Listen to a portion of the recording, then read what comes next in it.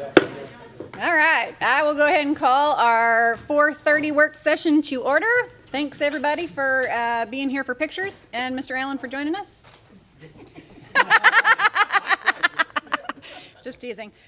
Tonight we are having our City Council work session at 4:30, June 26, 2025.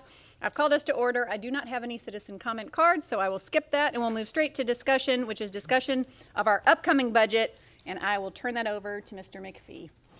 Well, thank you very much, Mayor, City Council. Appreciate the opportunity to bring this up. Before I get started, I want to thank a few people that have been instrumental in getting this put together in such a hurried manner. We actually began budget meetings at the beginning of this month and have worked tirelessly. The budget team, which is comprised of myself, Mrs. Hagenbucher, Director of Finance, Angela Cohen, and the budget manager, which is Angela Walker.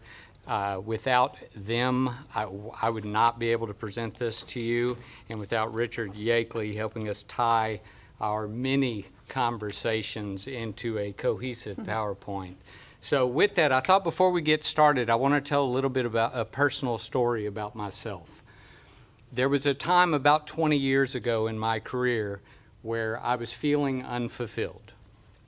And we had a shortage of people to do the work. I was the Public Works Engineering Manager, which I was in on the weekends and on the evenings reviewing plans because it was the work that needed to be done.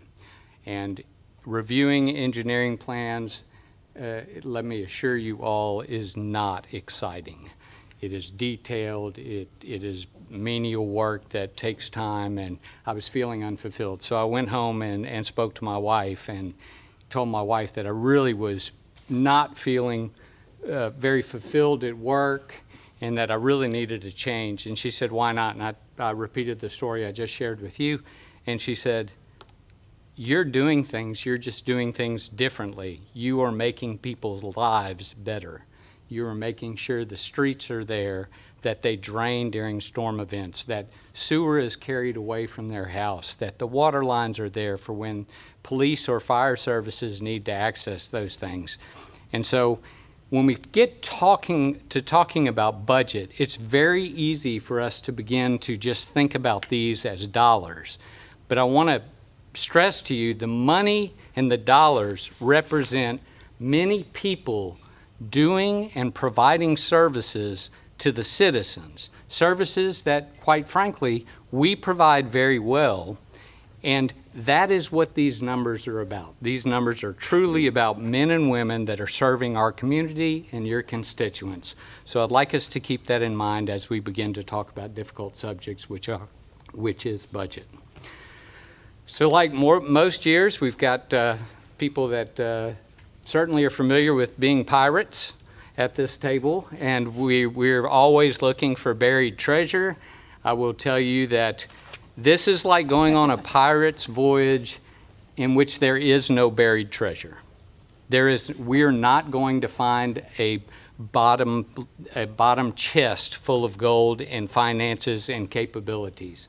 And so while we think about that, we need to think about what our job is on this quest is truly to keep that ship afloat, to avoid the barriers that we might run into and come into contact with, and to make sure the sails remain intact and we keep on the mission that we're embarking on, knowing that the end of the journey may not be the same as always. So I was extremely appreciative that the mayor asked for this kind of work session, which, to be honest, is unlike any budget I've presented to you before, to any of you. We find ourselves in extraordinary times, and so with that, these conversations that used to, Mary Ann, since we were both installed, we would meet with each sitting council member in usually March and say, what things are important to you in the coming year? And when we suggested doing that same process, the mayor, thank you for doing that, you said, we really need to start having a conversation for the public so they hear what's going on and they hear your concerns and what your desires are for the coming year. So We'll start with a little bit, and this is not going to be, this is kind of a repeat of what I've told you in the past, but we are continually constrained by state and federal decisions that have affected our funding. This has been an 8-year slog that we have been on. Cities have been under attack in limiting revenues created by growth. So in 2017, I'm going to run through a few of them. You can ask me what any of these are. I don't expect you to remember them all, but they limited the authority to annex. So what that means for cities that are bordered like ours by White Oak or the Sabine River or by other water systems throughout the community, we have basically lost our ability to annex unless it's voluntary. In 2019, the rollback rate for municipalities, the rollback rate, which would require a voter approval, has been dropped from 8% to 3.5% in 2019. On top of that, in 2021, they increased the homestead exemption, which, although it doesn't directly affect our revenues, it's still an attack on local control and local property taxes. In 2023, the appraisal cap at 10% was still in effect. They added the 20% cap on commercial properties, non-homestead properties. That was a hit to what we receive in property taxes for FY 24-25. Now in 2025, this one is the good news. We don't have to deal with the effects of this one, but there will be a business personal property tax increase from $2,500 to $125,000. This will not affect our revenues in the coming year, but I want you to hold on to this number. In fiscal year 27, when we're sitting here a year from now doing these things again, we're going to be looking at a $1.6 million revenue loss, because the voters will approve this because it's viewed as tax reduction, and taxes, again, are what fund our services. So when we think about this, we also need to talk about the economy and the world economy. The world economy has been forecast backwards twice during this calendar year to a modest growth rate of 1.8%. The other thing that I will tell you is that 1.8% setback in growth, so world growth at 1.8% is tepid at least.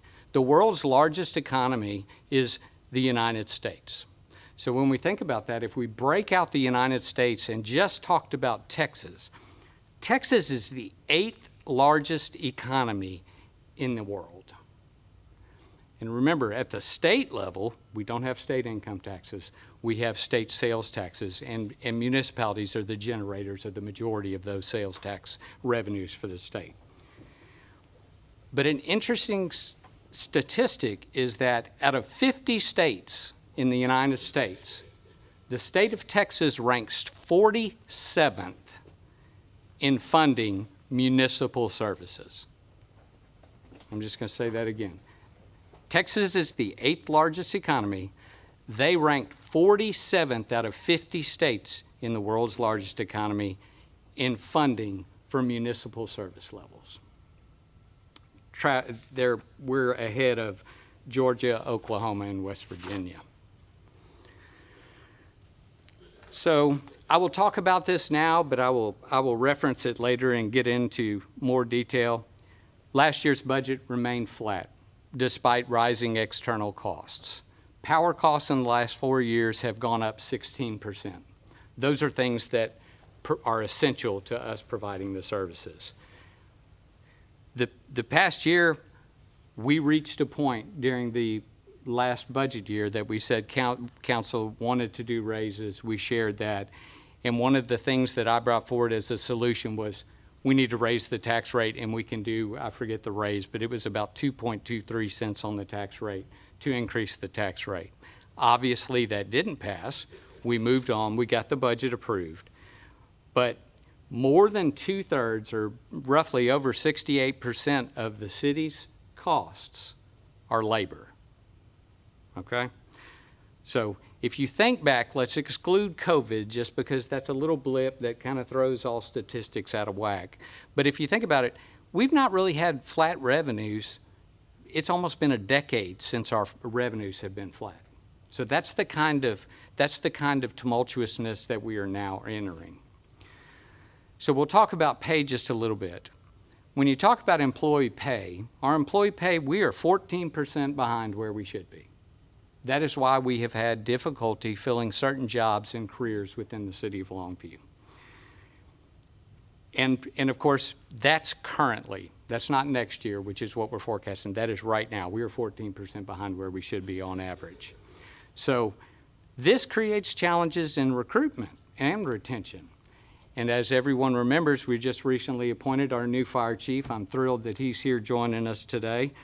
But that was evident during that recruitment process, and we had discussions about that. So employee pay is important, and it does create challenges for us.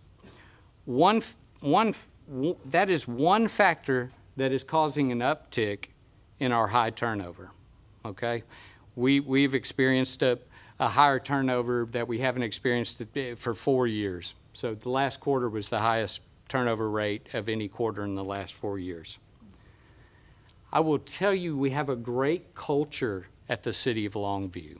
I look across here and look at the directors and the people, and I know the team. We have a good culture, but money's also a factor. When the past few years, our efforts on culture and performance and values have just honestly, I don't know what more that Mary Ann and I could have done to empower employees more and create the right culture where people want to work. At the end of the day, culture is a part of it, right? People don't just work places for money, but culture also doesn't pay bills. So we have delegated because we didn't have the magic solution to recruitment and retention. We have a challenge team of employees that's across every different department within the city, and it is run by, I'm trying to remember, two of our directors that basically, they're trying to see what other levers can we pull, what things can we do internally to increase that retention. So when we talk about increasing retention, let's talk about things that we have all talked about. The city of Longview has said for years, we prioritize promoting from within.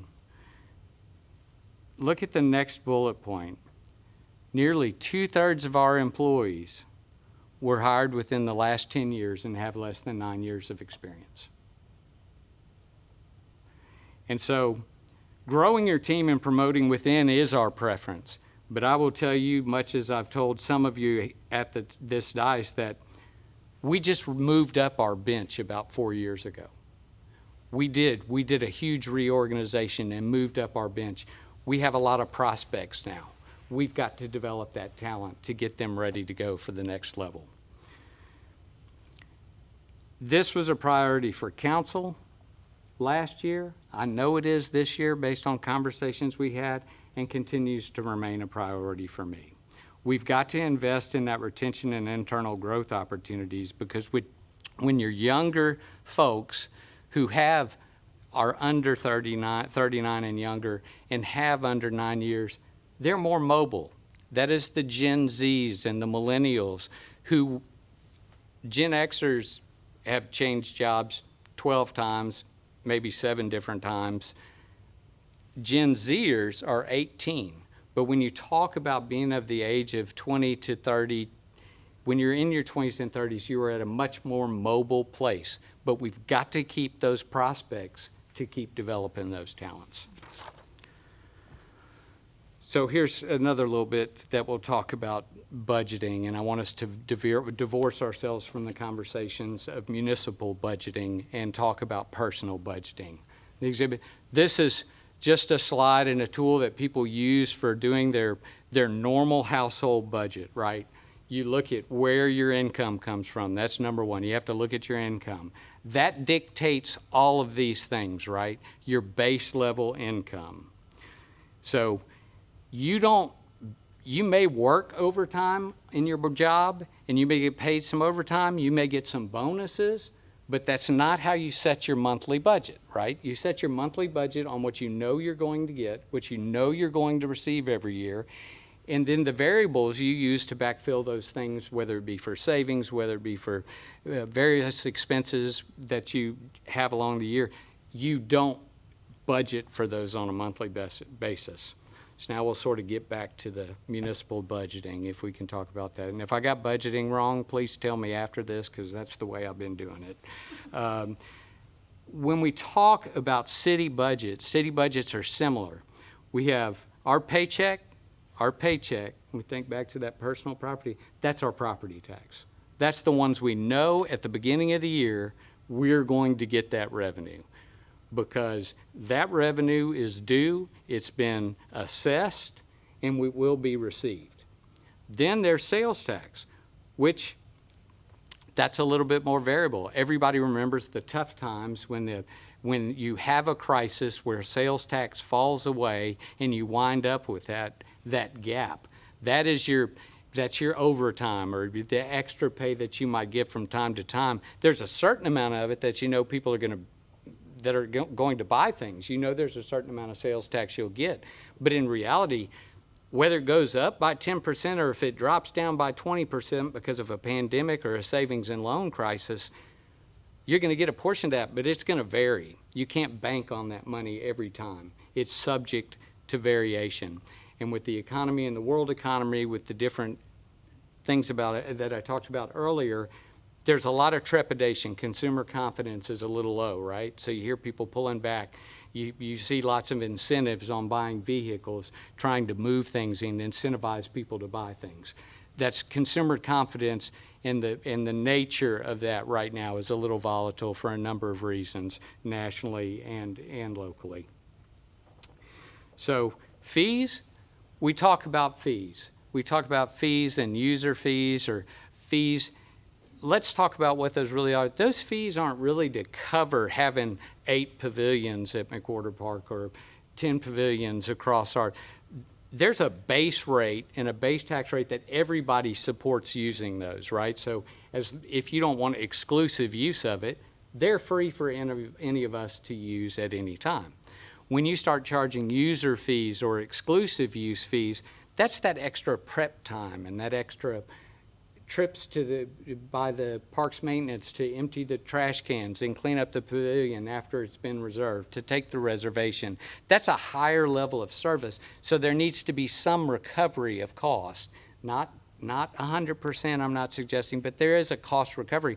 But understand, that's only 12% of our revenue. It is not significant in the standpoint of the numbers that we're talking about. So they don't cover the cost of the service, they just cover that excess prep time. So anyway, we put this up there. Angela Cohen is, she was wondering whether I do this. Angela Cohen is a fantastic finance director and is always leery about providing numbers to me because I'll come back and say that number to her, and she said, I told you that wasn't final. So I want everyone, this is the slide for you to understand. These are based on values that have been prepared, initial values from the appraisal districts, Gregg County and Harrison County. And initial projections are not the final projections. And so I will give you numbers, I will give you specific numbers based on projections, but understand this will still be true. The numbers will change just a little bit. So hopefully that was good enough to make you feel comfortable. Okay. The budgeting process is an extremely long process. Internal budgeting efforts by the directors and the the administrative team, the managers within those areas began in January. And so we actually met the administrative team, and Mary Ann and Angela and I all met with everyone to discuss kind of what we forecast and what we saw. These are the same kind of messagings that they received in March, but maybe with a little less tangible numbers because we've had some time to prepare these. So We met in early June, like I said, and really over the last 3 weeks have really just spent a ton of time to get this to a point where hopefully it tells the story in a way that can be received. Remember, we identified that we've got to do something for raises. This is, again, the reference back to last year. I said we had some unused incremental tax rate, which I'll talk a little bit about that, but I can talk to you a whole bunch about it in detail, but it is extremely complex. So what I will tell you is that we had the ability to raise it by 2.3 cents and still be within that rollback rate of 3.5% that was set by the legislature. We decided not to do that. So, but we are back in a similar situation as we talk about this. So after our first administrative team meeting, I said, we need to keep our budgets, and I can't believe how trite this sounds. I've heard a number of managers before me say, keep your budgets flat. There are lots of things they can't keep flat. There are lots of things that are fees and services, but they came in, and I will tell you that as I look across this room and look at the directors that are here, the budgets that these guys placed before us, I am in awe of the work that they have done, and you will see why. I also challenged them with an email, I believe on a Friday afternoon. I think everybody was excited to get that from me. I sent an email and I said, when you come to talk about your budget, have a 4%, a 7%, and a 10% cut, knowing we were behind substantially in pay. So we reviewed every one of the cuts, not just the ones in their initial budget, not just the ones in the 4, 7, and 10. We reviewed every cut that we could do, and we focused, and again, I will say this, these cuts, we have taken every cut proposed that would not reduce service to our citizens that we provide that for. So I will tell you, and you can ask them yourselves, every one of the directors, if you say, what else can you cut? They are going to tell you, you're going to start cutting services if we go beyond these cuts. So I did not think that was something that I am tasked with doing. I believe that the services we provide, there are reasons we provide those. We've had support for providing those services, so we did not focus on that. We did realize that some of the additional cuts, though, we would lose some efficiency and accountability, and those two things are not what we've been searching for.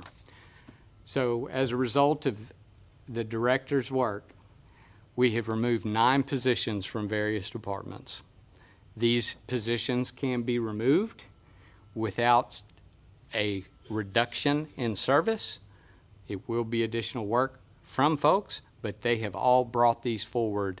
These 9 positions are unfilled positions right now that we will not lay anyone off for this. We have also reduced the fleet by 8 vehicles from various different departments. The other thing that we have done is the Director of Information Services, Mr. Gamble, actually said we can pull back on the replacement of our technology, still provide the services, maybe just have a little more work on the maintenance side of the information services folks. And we have cut nearly all cable television service from a number of facilities in search of a cheaper way to do that rather than continuing along those lines.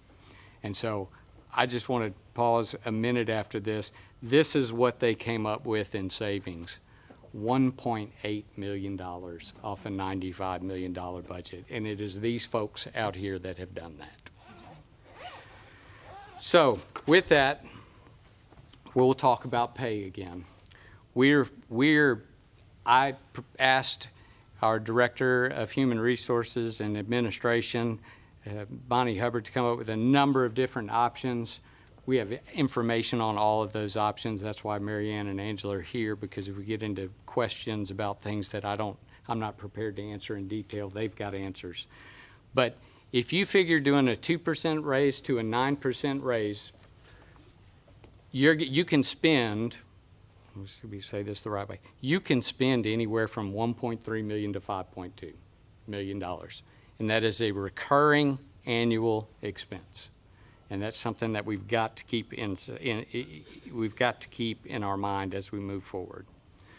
So when we looked at it, and the thing to help the people that were having trouble recruiting the most and the ones that were most far behind, to help them more, that is where we came across with the 6.5% raise plus $500 per employee.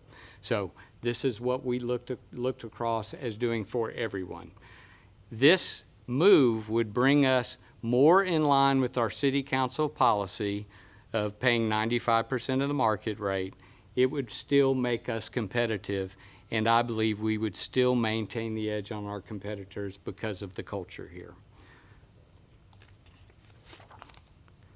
So in summation, when we start talking about, because if I'm recommending things to you, you've heard me say for a number of years, we have to be sustainable.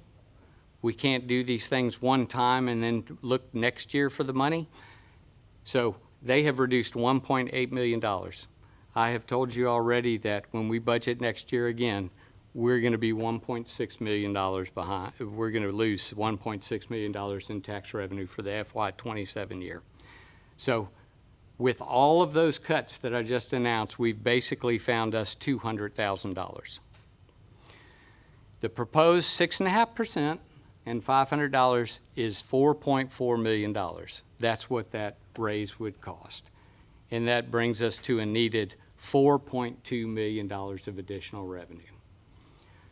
So when we did these discussions, and I want to preface it before I talk about the next part, we did not look at fees. Fees are separate because in general, those are a much smaller revenue. So this is really just focusing on what do we need our paycheck to be, our property tax, the recurring revenue, what does that really need to be able to weather upturns and downturns in sales tax. So we'll talk about how we can get there. And so to understand, we've got to talk about unused increment, but the unused increment is a third column that I guess you could say I was a little nervous about removing the third column, but the more I tried to explain it to people that don't live this every year, I'm glad that I went with the suggestion of both Richard and Angela that said, no, remove that column. So there's a voter approval rate.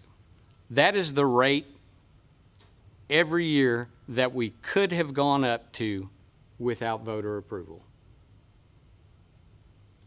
Does everybody understand that? That was the 3.5% increase in property tax revenue. So there are a number of different ways they calculate it, and they keep moving the goalposts. The unused increment rate was different calculated in 23 than it's going to be in 25, and then it was in 24. They keep narrowing the restrictions to hone us in on, just to be straight, talking, the legislature wants us to never generate more property tax revenue ever. So while we have the adaptability and ability to, I have not brought you forward in the past a tax rate that has reflected the voter approval rate. If you'll go back to that other slide for me, thank you. We have not recommended that to council because I believe the 5789 was when we went for the fire pension bond that the voters improved overwhelmingly. I will tell you, because the election was held in May, we got penalized for it on the voter approval rate. So in other words, even though the voters said we could go up 2 cents, because it was held in May and not November, we did not get credit for that, and they penalized it on what our voter approval rate was. We have kept the budget at 5619, the rate, recommending the rate to council at 5619, because we believed we could get there without it. Last year was the first year that we said, if we want to do raises, we need to raise the rate. I will tell you that this year in 2026, is the same place we were at last year. We can raise that tax rate up about 5%, and you see double asterisks here. These are double asterisks. This means these are all based on preliminary values, and the preliminary values do not reflect the right value at the end. So that number will change a little bit, but this is our best guess on what the voter approval rate is. We'll know better once we get the final values. We have not moved the rates without voter approval, except for a handful of times, and they were with like 9/100ths of a penny, I think. They were extremely small. That were done in I think 2 times in the last 8 or 9 years. This is a change and a strategic shift, but it is the shift in thinking that we are being forced into due to the actions of the state legislature. If you raise the property tax rate about a penny, you get about $800,000. So that's where the 6.5% and 500 came from. You did the most to help the people, but it's also the most we can afford to do. Please remember that even with the roughly 1.8 million in savings, that forthcoming loss, if we don't recover that revenue this year with the unused increment, some of that increment will fall off. We will not be able to go up as high in future rates, and it will put us in a deeper deficit in the future. So when we talk about that, the thing that everybody thinks about, the responsible choice to maintain support staff and services citywide, I believe is increasing the rate. The average home value in Longview, now we checked these numbers because we couldn't believe it had gone up this much. The average home value now is $223,311 in Longview, Texas now. That would be a $9.33 monthly increase in taxes to accomplish the raise in rate.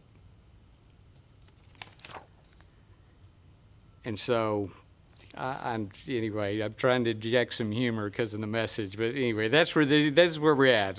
It's not the message y'all are accustomed to, but this is kind of where we find ourselves. So with that, I'm done with the bad news and here to answer any questions you might have. I will make a comment, and then anyone that's welcome to comment or have questions. And then I do want to go just one by one. We'll start with Mr. Conley and say any budgetary things that you'd like to consider. That's a real downer, so, thank you, Roland. I really appreciate all of the time that went into that presentation. That was very educational, and we can tell that you've put a lot of time into it, and I learned several things. So thank you. I just want to say, every one of us up here understands deeply that any change in property taxes is a direct hit to constituents, right? The changes at the state level are because people are asking for property tax relief, and they don't necessarily see the flip side that in 2024 to 5, we had a $95 million budget. In 25 to 26, we had a $95 million budget. 26 to 27, we're looking at the same thing. So providing the same services becomes almost, this is just my layperson language, becomes almost impossible when the city doesn't have the funds to do it. And I know that that's hard to connect those two, but it does seem to me that looking at, and thank you for putting what that would mean for a resident here in Longview up here, because that's what we're really here for, how to balance providing the services that we have in a way that is fair to every single one of our residents who would be incurring that increase. But it sounds to me that we are at the point where we either continue underpaying our staff, which is 2/3 of our budget, and the whole reason that we have a great community and the services that we provide, or we consider sharing that with all of our residents who will undoubtedly be very unhappy about that change. So that is one of those very unpleasant things for us to have to consider and to be faced again this year with. So thank you for explaining that well. I did just want to say, it's really hard. That's really hard. Nobody wants to do that. But I do see the trajectory that if we continue to fall behind in paying staff, we lose good people I did not realize that about turnover, but I was thinking as you said that I remember for firefighters and LPD, a lot of times we train and then they leave. And so that seems to be, I think, what you are kind of hinting at there, that a lot of times we get in folks, we train them well, and then they leave, and that might have to do with that pay. Yes. So, anyway, I don't have anything else to say. That stinks, and I thank you for the information. Anybody else want to comment or question? Go ahead, Mr. Conley. Oh. We ready? Yeah, go for it. Well, first thing I want to say, I, again, appreciate all in the preparation on the presentation. I want to first say, it's just, to me, as the municipalities being 47th and ahead of Georgia, Oklahoma, and West Virginia, I just want to make that note that we're a city government, but it would be nice to have some support, and the same thing has happened in public education. Yes, sir. For our state legislatures. I just have a couple questions. First, how do you determine the fact that we are, because of that budget, you said almost 70% of it is salary benefits. So how do we determine that we're 14% behind? So I'm going to ask Mary Ann to talk about just the general way the pay plan, because just to be on the being real, she was actually instrumental in running the pay plan for a number of years. Bonnie Hubbard is not here with us tonight, so she's batting cleanup. Thank you. Years ago, back in 2008, the City Council set a number of cities as our survey cities, and we have 16 survey cities. And so we periodically go out and we ask them, we look at what their rates are, and then we ask them in the budget process what they are projecting to give to employees that year. And so in looking at where our survey market cities are in comparison to our pay throughout, we take several different positions, police, fire, and then throughout the organization.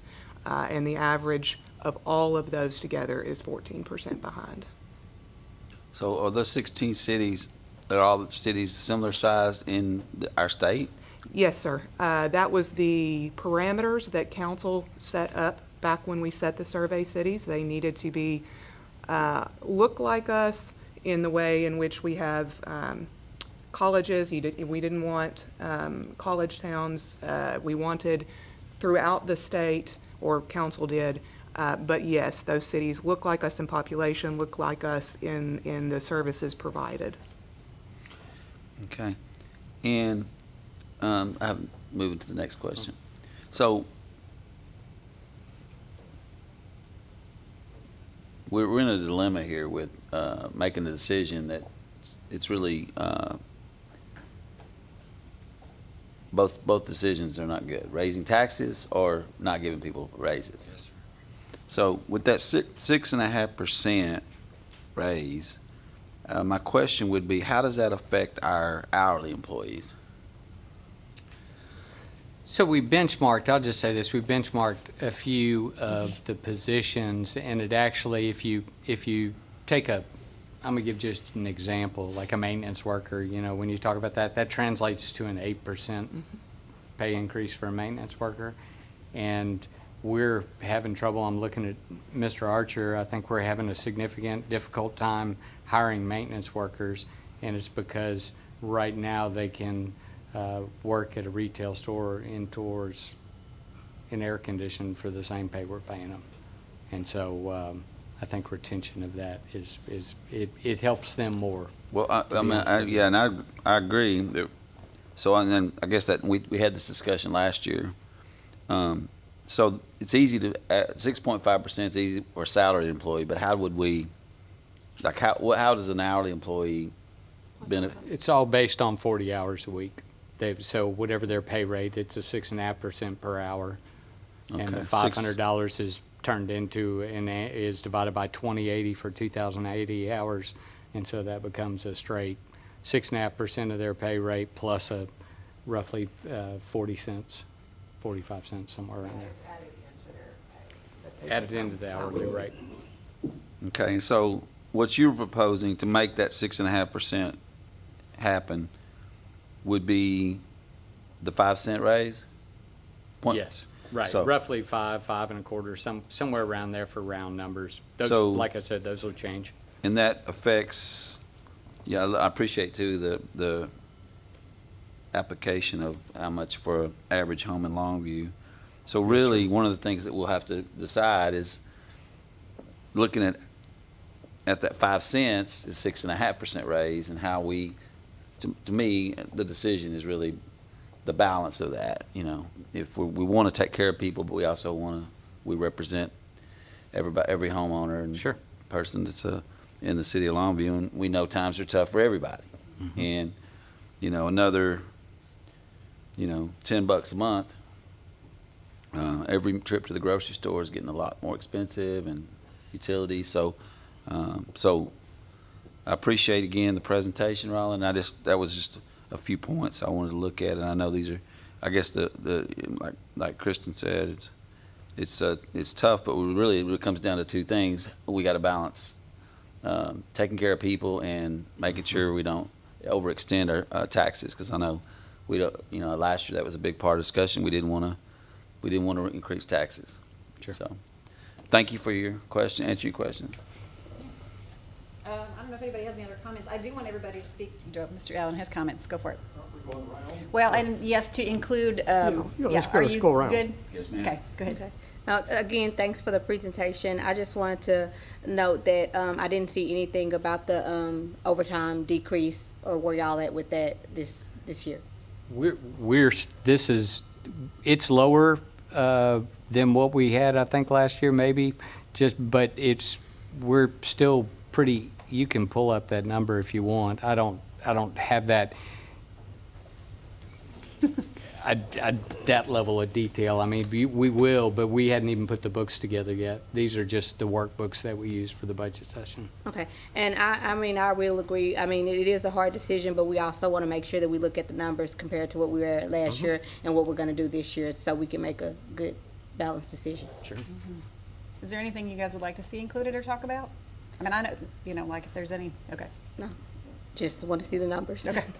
Look at the numbers, and then, maybe the potential for how much less, if the raise is a lower percentage, how much it affects taxpayers, Okay, rather sure. than the 5 cents. Sure. Go ahead, Mr. Wade. I don't have much to contribute, other than I do acknowledge every year this is a tedious job, requires a lot of work and time, and I want to acknowledge you and your staff for that.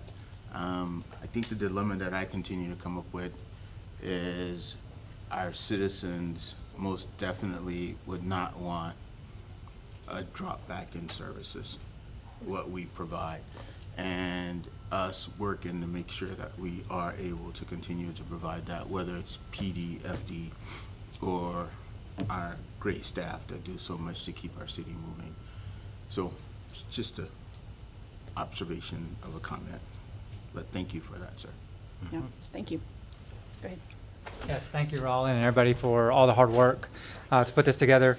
A few questions on it is, on the preliminary values, those usually only go down, right? Or have you already made the adjustments based on people protesting and the values and all that stuff? There are allowances in the number that the appraisal district or the chief appraiser provides us.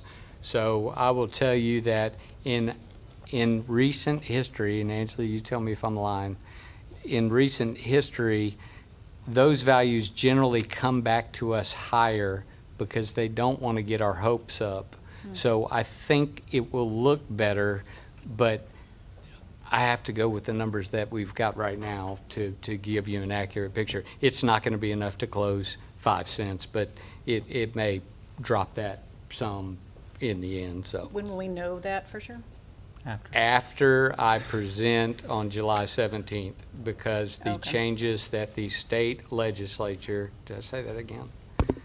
The changes that the state legislature has made have continued to back up our process and made us really, really pushing to make sure that we can get a presentation to you guys before we have the actual final values. So they backed up the calendar because if you're going to exceed the voter approval rate, we did not want to assume that council would not do something like that. We wanted your calendar flexibility to be able to do the actions that you were elected to do and provided for to do by state law. And so it makes us shooting from the hip when we present to you, not only here, but on the 17th. I mean, it's good to know that this is Yes, more sir. conservative figures, though. I was thinking to be more likely to go down. No, this is as dark as you can get it. I'm talking about on this side of the values. The silver lining. All right. This pay raise that was proposed as far as the 6.5% plus 500 per employee, is that including police and fire? Yes, sir. And where does police and fire rank regarding the Pierce in percentages? So council decided several years ago, so general government is everyone but police and fire. That, we look at the 16 survey cities. Several years ago, council decided for police and fire, we would look just at Tyler. So in looking at Tyler compared to police and fire, we are behind by an average of 8% combined. Okay. And are we, Angela, this will be a question for you. Are we projecting lower interest revenue on that and sales tax revenue for next? Yes, we are projecting going down a little bit just due to the economy and the shift in the economy. Okay. John, I have one other thing Yeah. to add to that. So I've not been in the budget team room every year, but both of these ladies sitting here at the front with us have been in the budget team room 2008. since Angela's been there for longer than she wants to say, and Mary Ann for 12 years at least, I think. And this is the lowest rise in sales tax projection that we've ever put forward. And so that speaks again to the statements that I made about the economy and the trepidation surrounding it. So it's a 2.5% increase. And right now the CPI is hovering around 2.3, 2.4, 2.5. So we're just hoping we see that kind of additional sales tax. Okay. I'm glad that y'all making those adjustments. And Yes, then, can you expand a little bit on the exemption, the homestead exemption, and how much of a discount changes would be for the property tax owner on that? And then applying the $225,000 average home price figure, did y'all calculate the savings for that additional difference? No, because we don't receive a direct benefit from the homestead exemption. The property owners do. From the school district standpoint or their taxes, the state's using those sales tax to buy down their rates, which is, thank goodness they're at least doing that for you guys. But I don't have an effect on what that rate will do for local entities for school taxes because it's just a difference. So we did not do that work, but we certainly can. Okay, well, the property owners typically look at the total tax. Yes, sir. And so overall, what the county, school, city make up all that. So I think that would be helpful Okay. to know. Sure. And then as far as just things to consider and things that I've spoken to you about as regards that concerns for my district is getting the softball fields refurbished at Hensley Park. There was private development that was looking to go there, and that doesn't look like it's feasible. So we need to look at getting them up. And so I don't know how we're going to fit that in, or the other requests that I got. But the fourth in the loop traffic study and looking at improving the roadway there. And then also the fire engine replacement schedule and see how we can include that as well, if needed. Thank you. Thank you. Got it. Thank you. Mr. Berryhill. Just curious, because I did, the 20% drop commercial, when you were talking about that earlier, that happened in '23, I guess, how much did that affect us fund-wise? Do you know right off the top of your I head? don't know how much that affected us offhand. We can certainly look into Because I that know and that's see what something you're that drop recovering from was. as well as you're going through this. And then I guess you're talking about employment. I was just kind of curious what our turnover rate, if you look back 10 years ago, 2015 versus what we're looking at a turnover rate now in 2025, what it looks like. Are we close to the same? Can we say, hey, it looks like there's, I don't have back to 2015 in front of me, but I can get that for you and send that to you. okay, I was just curious because, I mean, a lot of people talk about retirement cliff. And when you've got those people that's got age in, they're committed, they're here every day, and they work hard. And when you're talking about a lot of youth, I agree with you 100%. They look for the next nickel wherever it's at. Yes. They don't, 401ks and insurance don't mean something to them, but money in their pocket does. But at the same time, we got to look at what's our future. And if we have people that don't show up to work and don't take care of our services, first time trash it and picked up on a regular basis, having troubles with sewage and water, it's going to be a problem. And I said it from the start. I wanted to make sure that our city employees were taken care of. And I'm a property taxpayer. I don't have a business or big dog and hunt. This would affect me as well. But at the same time, I know we've got to make a commitment to the people that take care of us. And for somehow, we need to figure out how to keep them here and keep them from losing. And I think one of our neighboring counties, they're upping their police salary this year, which is going to be another struggle for us. And I don't want to see us training people and paying that cost and them turning around and leaving. How do we keep them? And maybe that's something that we need to look at and kind of put some incentive, contract with them on, hey, we're paying for all your school, and when you come back, you're going to commit to us as well. I just don't want to see us throw money out and not get something back from it. But I do appreciate what you've done. It helped me. And I'm excited to see where it goes forward. Like I said, I want to take care of our constituents, but at the same time, we've got to take care of the people that serve them as well. So, Yeah. Mr. Allen, Yes, ma'am. Well, I got 9 minutes. you got 7 minutes. All right. On the sales tax, we're in the year ending September of '25. Yeah. Yes, sir. Where are we running recent numbers compared to year ending '24? Are we up a little bit, down a little bit, or where are we? We are up a little bit. We're at budget at this point, and I believe we budgeted 2.5% over last year's. And we are up. So we are up. Okay.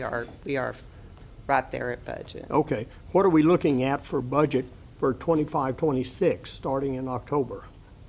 What, are we looking at an increase in You sales talking about in the tax? sales tax? Yeah, sales tax. 2.5% is. How what- much? 2.5% again. is what we're projecting. 2.5%, okay.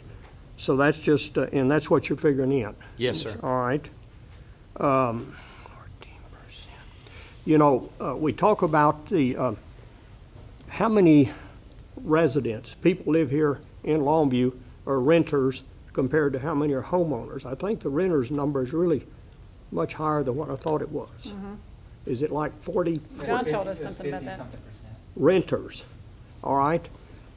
Now, I could be off here, but the renters get no benefit of this homestead exemption because they're actually renting commercial property. They're not living there.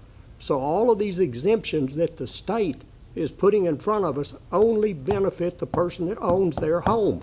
It doesn't benefit that 50% that are paying rent. And any increase we put in that property tax is going to directly cost them. Yes, sir. So let's keep that in mind. The renters are going to pay for anything we add.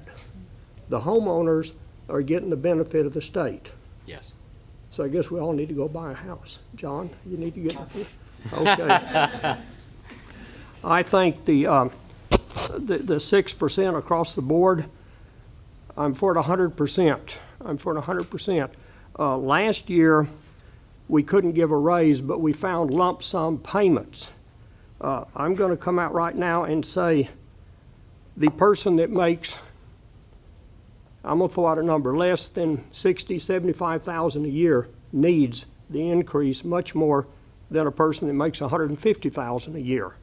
And I'm just going to, that may not be what you want to hear, but I think those people have a very tight budget, and most of those rent. So whatever we increase is going to come out of their budget. They're not going to get the benefit of what the state does. On the overtime, overtime has been a problem a long way, for years. Have we ever thought about, or do we have a limit, and this may not be favorable, do we have a limit on how much overtime an individual person can get paid monthly, weekly, or annually. No, sir. Should we consider that? I mean, it's gonna, I know, I think we're pretty well at staff, aren't we, on police and fire department? Like I've said, I do believe that a large portion of the overtime troubles and travails were, number one, we had trouble recruiting. We don't have that right now. Everybody look back and look at the people in this room that are in charge of those things. That is not the case. So we are trending down, but right now we've got some, like in the fire department, we're hiring apprentices that we have to invest in before they actually become a benefit to reducing overtime. So there are a lot of things on that.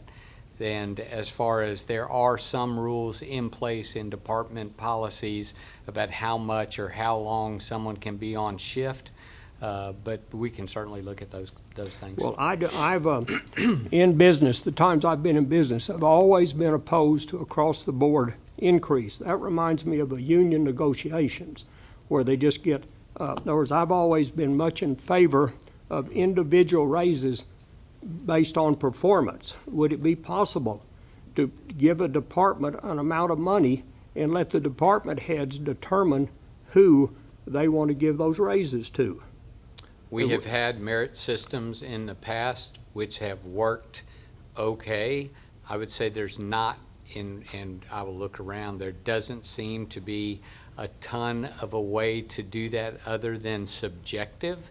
And when you do that, you wind up, when you're talking about municipal employees, you wind up on a whole bunch of folks saying, well, they've given their employees their favorites. You wind up creating a lot of tension at the managerial level and director level. And I will tell you all that there are a number of different positions throughout the city. And if you look from supervisors to managers to directors to there are some huge numbers of gaps in your management and upper management. We are way behind. So so I understand the thought process of giving the people that make a certain amount more, but when you draw that arbitrary line, there are firemen and police officers No, that go across that. I'm talking about Sydney, you got different. 30 seconds. No, I'm Question. talking about different departments. In other I words, got if you. you take a 6%, let's say the department of the budget's $2 million. Sure. You take 6% of the $2 million and you give that to the department manager and let him decide how he wants to allocate it between the different employees. Sure. I think Rollins still right, though. It creates subjective concerns. Well- But pick your next question, and you get one more. And then we got to end because we got to start a council meeting.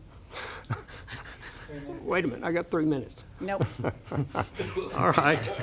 Okay, I want to say again, I'm much in favor of the pay increase. We need that. Cost of living's going up, everything's going up. But we can't overlook the idea that renters are going to directly pay for any increase we put, where the homeowner has been, their property taxes have been going down on a pretty consistent basis, and that's what the state government is looking to do, but the people that are renting get no benefit from that.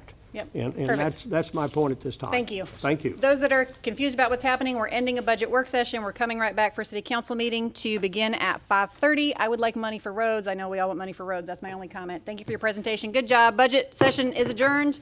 Coming right back. You guys.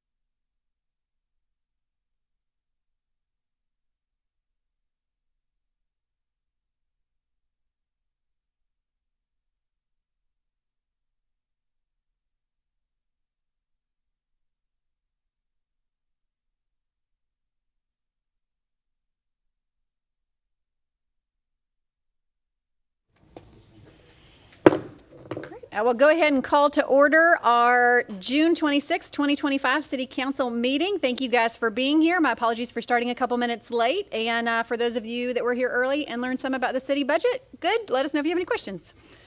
First, we will have our invocation and pledge. Tonight, we are joined by Pastor Randy Ross. He is with Impact Church of Longview, and that church's motto is love God, love people. It's just that easy to do.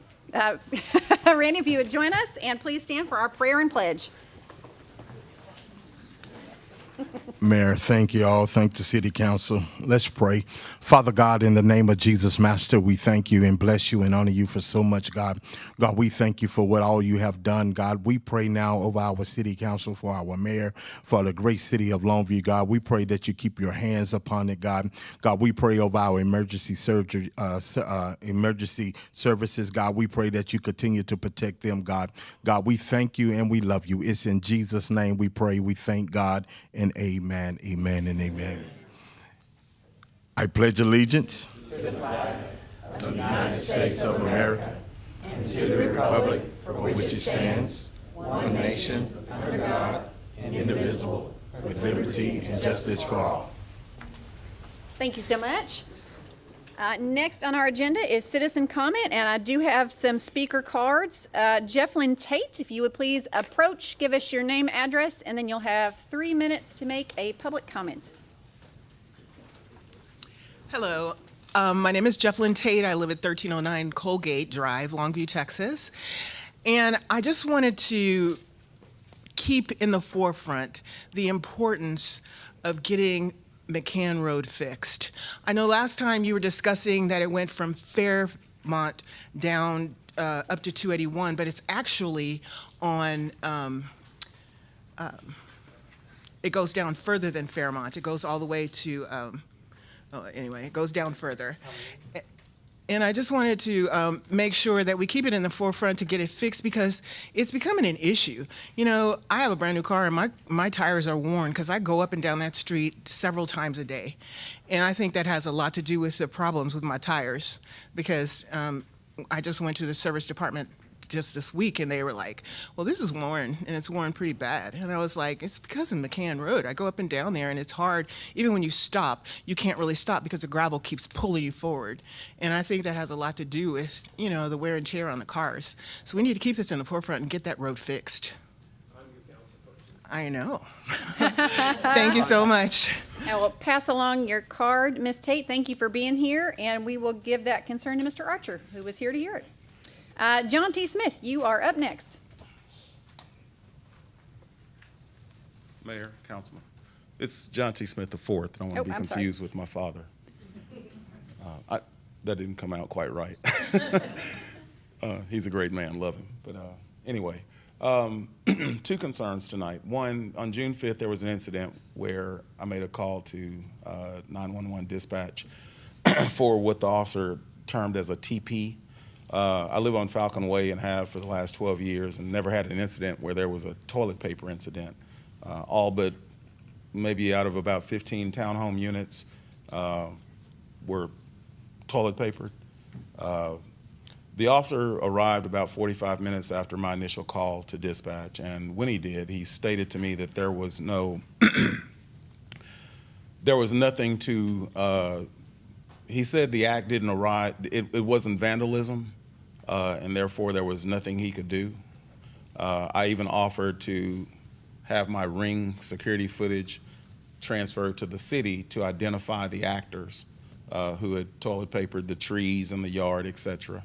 My 15-year-old daughter was with me when we pulled back up from my parents' home that night, and she didn't filter whether it was something vindictive or nefarious or if it was just stupidity from teenagers. She was a little alarmed. I wasn't so much, but I was concerned because the officer stated that it didn't rise to a level of vandalism, didn't mention criminal mischief either. And I just wanted to make you aware that I've requested body cam footage of the, I guess, 20-minute interaction with the officer, because there was some interaction or discussion with another neighbor after I went back inside my home. And I was kind of curious about that because that particular neighbor was drunk and also boisterous and hurled a couple of insults. The officer said it was probably attributed to the whiskey, but I thought the behavior and the interaction between that person and the officer after I had gone back inside was kind of strange. The city responded with an email saying that body cam footage may or may not be available to me. And if it is available, then there may be some parts redacted, and asked me yet again, did I still want the body cam footage? Respectfully, if I asked for the body cam footage in writing, then it should go without saying that I want the body cam footage, redacted or not. So I just want to make you aware of that. The other thing I want to make you aware of, how much time do I have left? 40 minutes, 40 seconds, okay. In the spirit of beautifying Longview, I know that recently we've had some new issues to resurface about different things. I'd like to have the council consider and reconsider the Confederate statue that's in the courthouse yard. I think it would be a step in the right direction to beautify Longview by having that relocated to some place more appropriate. Thank you. Thank you, Mr. Smith. I have Stephen Thacker.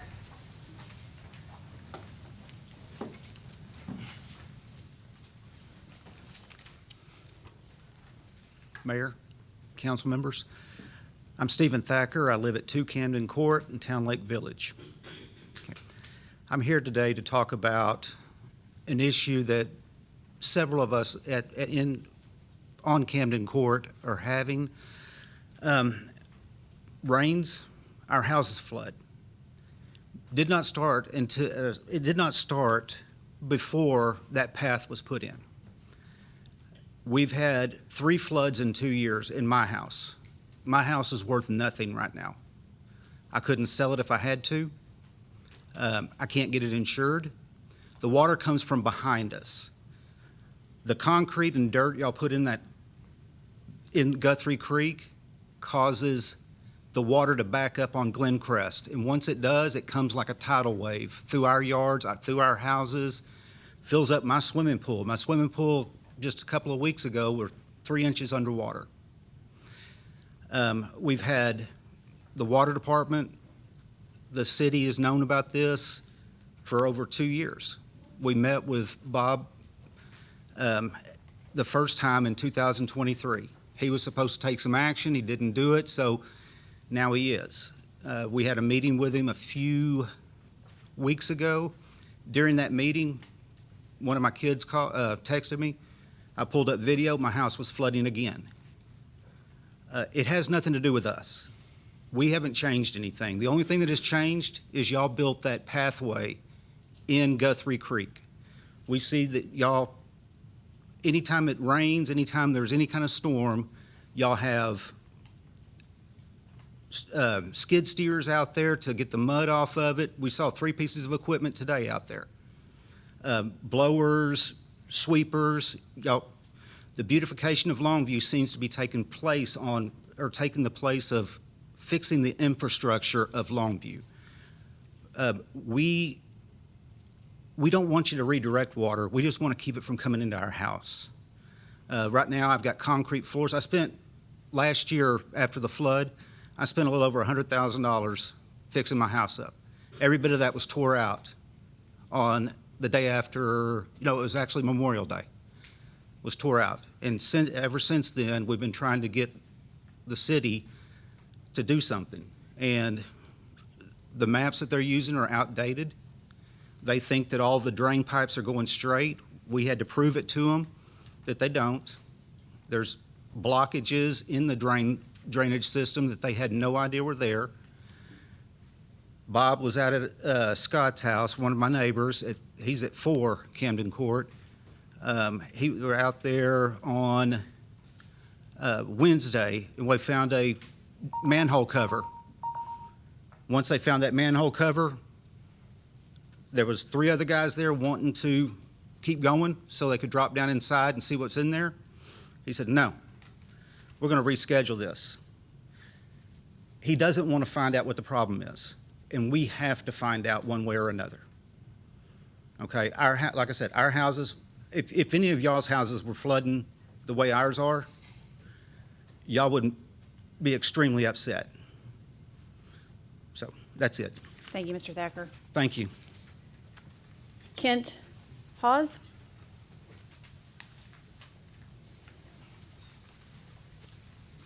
Mayor, council members, I'm a 16-year resident, next door neighbor to Steve at 3 Camden Court, 75601.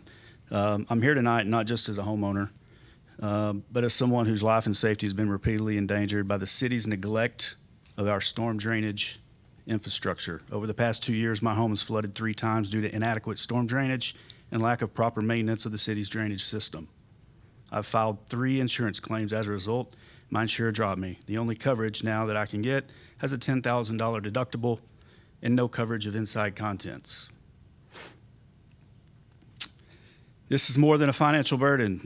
During all 3 floods, water entered my home and nearly caused electrocution due to power strips on the floor and floor appliances. Imagine taking a bath and having an appliance next to you and it falls in. That's sort of the fear at 3 a.m. when the water starts rushing in. So this wasn't just the rain. It was contaminated with pesticides, weed killer, petroleum from nearby runoff. That's a toxic hazard, not just for me, but for anyone living in these affected neighborhoods, especially the children, the elderly, and those with health conditions. This is not just a private problem, it's a public safety emergency. I'm not alone. There are families here in Longview experiencing the same trauma and financial devastation. The city must take accountability and make real investment in modernizing, cleaning, and maintaining our storm water infrastructure. I respectfully request a full assessment and immediate cleanup of neglected drainage areas near my property and other hotspots. 2, a transparent report of the city's stormwater management schedule and maintenance backlog. 3, a commitment to a stormwater infrastructure improvement plan with timelines and public input. And 4, emergency assistance or relief options for residents already impacted, especially those who cannot get adequate insurance. If the city had acted proactively, I wouldn't be standing here today begging for the help after the damage has already been done. Please don't wait for someone to be seriously injured or worse before the issue is treated with the urgency it demands. Thank you for your time, and I welcome a follow-up conversation with anyone here willing to find real solutions. Anybody? We're not allowed to respond to you, but we will have somebody contact you after the meeting. Look forward to it. Thank you for being here. I do not have any further speaker cards. Is there anyone else that would like to make citizen comment? If not, I want to thank those that have been here. We appreciate you taking the time to be here and allowing us an opportunity to address your concerns. Next on our agenda is our consent agenda. I do have one speaker card from the Honorable Texas Representative Jay Dean, who would like to come and make a comment in advance of our consent agenda. See you in the hallway? There, no, you're right there. Sorry, Jay. Come on up, Jay. I thought you were looking right. I was not looking right at you. I'm sorry. Man, I haven't been on this side of the podium before. This is kind of interesting. 15 years since I sat in those chairs. Honorable Mayor, of course, our city manager, our members of the council. It's with great pride that I'm able to come to you tonight with, I think, a very great and secure program for you to help with your upcoming Stamper Park Pool project. I'm happy to report that we have been awarded one of 9 statewide grants from the Texas Parks and Wildlife Department for $3 million to go toward the building of the Stamper Park Pool.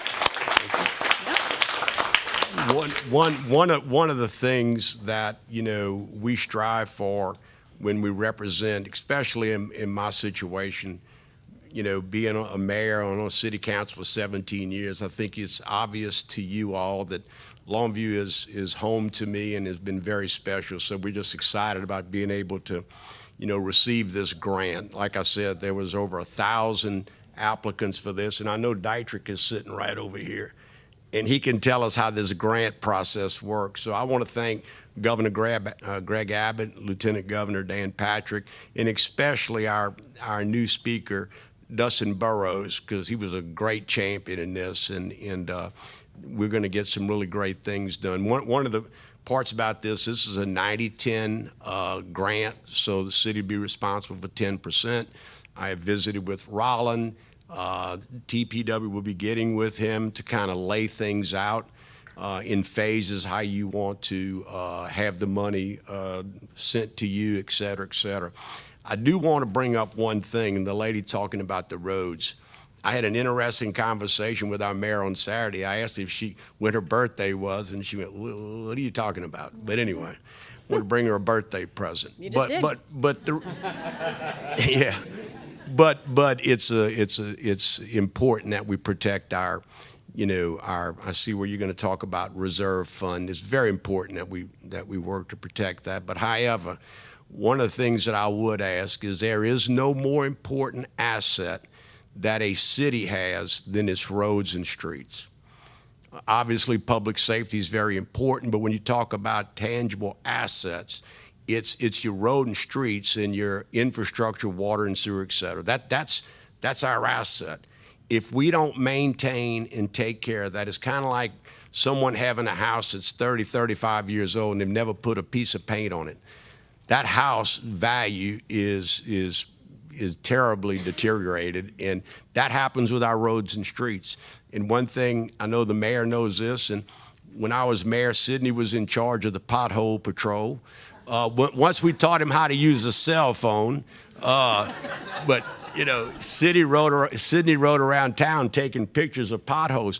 But the very first thing that your constituents see when they pull out of their driveway, or they go to work, or they use our roads, they see it.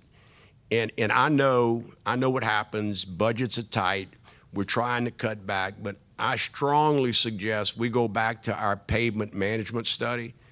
We update that. I think we enter into an interlocal agreement with the county again. I know they're doing some roads for you now, but I think we need a long-term program in order to make sure we're putting the right amount of money annually into our budget before our roads. When we did the pavement management study, we ended up with what do you want on a scale of 1 to 10, 10 being the best. We ended up at 7, and they could tell us exactly what each level would cost us annually. I think we'd be remiss. This lady talked about McCann Road. I drive it. Go up Gilmer Road. Today I was on H.G. Mosley. We can't do that. And again, that's the quickest way to get unelected on the city council is, people complaining. They're going to complain about the property tax. I don't blame them. But they're really going to complain about their roads and streets. And I would implore you to please take a very active approach to getting back to a great pavement management program so that we can start catching up. But the main thing here is I'm excited about being able to bring this great grant to you. It's great to represent you down in Austin, and there will be other announcements that we'll be making the next week or so regarding other major grants we were able to bring back to the community as well. So God bless y'all. Thank you. And, Rollin, you only need $1.5 million now out of your budget. Thank y'all. Jay, we would like to say thank you. And of course, you're welcome back anytime, but now our expectations are very high. Oh, I know. Yeah, I can already tell that, but no, this is my little time. 15 years since I walked out of that chair. That's been a long time. God bless y'all. Thank y'all for the job you're doing. And people need to understand really what being in public service is all about. It's hard to go to the football game, right, Wade? Ray, they want to talk to you about, hey, man, my road on such and such street. It's a difficult job, and what y'all are doing as a city council. When people talk about running for elected office and whatnot, this is the best place to start to get experience. Or a school board. Hey, go learn what this is about. If you're going to jump into the next level, understand this is where it all starts. And I surely understand and appreciate everything that y'all do for our city. Thank y'all. God bless you. Back to you, Jay. Thank you very much. Are there any items that council would like to pull off consent agenda, or do I have a? Yes, we have a question about A for Mr. Johnson.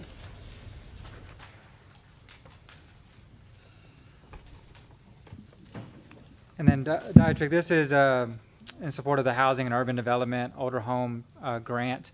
I was talking to you earlier, and I said it was 1.8 million. You corrected me as 1.9 million. Correct. Thank you. So between that and the grant for the pool we just got too, and I don't know how many other millions of dollars of grants between you and Laura's and the team there. I think if we hire 100 more people in their department, we can solve our budget problems. So just want to say thank you and congratulations on that. Well, Yeah. thank you. Great job. Go ahead, Mr. Allen. Okay, starting out, what is a licensed occupational therapist? A licensed occupational therapist, for the purposes of the grant that we just received, the older adult home modifications will require a pre-assessment, and the grant requirements at the federal level says that a licensed occupational therapist must visit the home first to be sure that the modifications that we are making meet the standards that is required by the grant. This will be a new position? It's not a position. Oh, it's, It's a contract. but it's a job. I mean, it's. We'll be contracting with the person that will go out and meet with the senior to make sure we can appropriately give them a ramp or use funds for whatever they need. What happens if this is a grant? What happens if a couple of years down the road, the money stops for this? In other words, this is a new occupational, this position or this. We would just stop the contract. I mean, they would, you know, the contract. This grant is a 3-year grant with the Housing and Urban Development Office. As with any other grant, nothing is promised. So if the grant ends, the services end. But this will be a person. A contracted person that we would not Yeah, yeah. continue to employ when grant is over. Would that person physically occupy an office at City Hall, or where would that person be? No, this will be a contracted position. Well, Like a- we've got a physical So they would person, probably where have they gonna other office? jobs. They would probably have other jobs, yeah. Huh? This therapist probably will have other contracts with other places, have their own office, and will visit our people. Oh, okay, so they won't be, Probably not full-time, we won't I have to wouldn't furnish think. space for No. them in city. No. So we will not be out any money for this position, is what you're saying? This is a 100% grant that is written. The city is not out of any monies Okay. regarding this grant or any services that's offered by this grant. All right, just tight on the budget, just making sure. Yeah, all right, We're leveraging on the budget. all right. That's it. Okay, do I have a motion to approve the consent agenda? Motion to approve. Second. All in favor, please say aye. Aye. Any opposed? Consent agenda is approved. This $3 million grant, do we need to, is that a motion, or something? We just say we'll- thank you. We'll Yep. work that out. Yes, sir. If there's details we have to bring to you, we will bring. I will not let the $3 million get away from you. All right, all right. We can use that on the roads. Yes. Next on our agenda is action item to consider a resolution to approve FY 25-26 Housing Choice Voucher 5-year program or plan, Ms. Shativa Marshall. Good evening, Mayor, City Council members, and City Manager. I just wanted to come and give a brief overview of these two documents that we're asking you to approve tonight. Typically, I wouldn't come up and give this overview, but because some of these changes are going to be very crucial to our program, and so I just wanted to explain them to you and give you an opportunity to ask any questions. So first, starting off with letting you know about our service area. Our service area it includes Longview, Kilgore, Henderson, Beckville, and Carthage. We administer just over 1,200 vouchers for families and individuals in this area. So the purpose of our 5-year plan, first of all, it is a HUD-required document, and it outlines our goals for the program. It provides transparency for our families and for citizens of the areas. It explains how we are going to administer these vouchers in these areas. Our 5-year plan goals, we have pretty much used a lot of data analysis. We have our housing board that has worked with us on this, and we also have a resident Advisory Board, which is it's composed of some of the participants that we actually serve on this program. And so our goals for the next 5 years are expanding the supply of affordable housing in all of our service areas, improving program accessibility for vulnerable populations, increase landlord participation, support family self-sufficiency and economic mobility, and strengthening internal operations and customer service. So with our 5-year plan, we're also adding revisions to our administrative plan. The majority of the updates that you got in the memo that I sent you, and I know it was pretty extensive, the majority of those updates are mandatory. We have no discretion as to whether we are going to approve those or not. So we have to implement those in order to stay in compliance. But we do have some discretionary updates, and these are the updates that I want to give you a little bit of context to. First off, our FYI voucher. So FYI stands for Foster Youth Initiative. This is a special program that we have for foster youth that are cycling out of the foster care system. We partner with the state on this grant. And this program goes from ages 18 to 24. So when they turn 24, currently, there is no more assistance. But what we have noticed is by the time they're 23, 24, they're just now catching their footing in the world. And so we want to be able to continue rental assistance for them. So what we're proposing is once they hit the end of eligibility for the FYI program, we will just roll them into our regular HCB program so that their housing assistance continues. Next is our rental increases. So currently, we require landlords to send rental increases to their participants or to their tenants via certified mail. Several years ago, we put this in place because we found out that landlords were not giving adequate notice to their tenants, and so the rent was increasing and the tenants had no way of knowing. So we put this in place. But what we have discovered over the last couple of years is the landlords have been passing that cost out over to the participants. So that's not a reason for us to disbar any landlords from the program. So we sat down, we looked at our in-office procedures, and we found that we have the capacity to give that notice to the tenant for the increase in rent. So what we're going to do now, if you guys approve, is require landlords to give us a 60-day notice of rental increase. That gives us time to process that, and then we can in turn give it, at minimum, a 30-day notice of a rental increase to the participant. Next is our waitlist preferences. So we're going to prioritize elderly, disabled, domestic violence survivors, homeless, and local applicants. The two subgroups that we are leaving off is foster youth and veterans. And the reason for that is we have special programs for those two subgroups. We have a BASH program that has no wait list. So there's no need for foster youth that are cycling out of foster care or veterans to be on the wait list because we have programs where we can house them almost immediately. Our occupancy standards. So this is more of a budgetary issue. For several years, we've been extremely liberal with our occupancy standards, meaning that if you are a household of 4, you would probably have a voucher for a 3-bedroom. But with budgetary, basically, rents are increasing, our budget is not. And so we want to be able to continue to house a good number of families, but we're not able to do that unless we kind of get control over our occupancy standards. And so the basis that HUD has given us is 2 persons per room, 2 heartbeats per room. Like I said before, we've been very liberal with that, so we are proposing to go to that basic baseline of 2 people per room.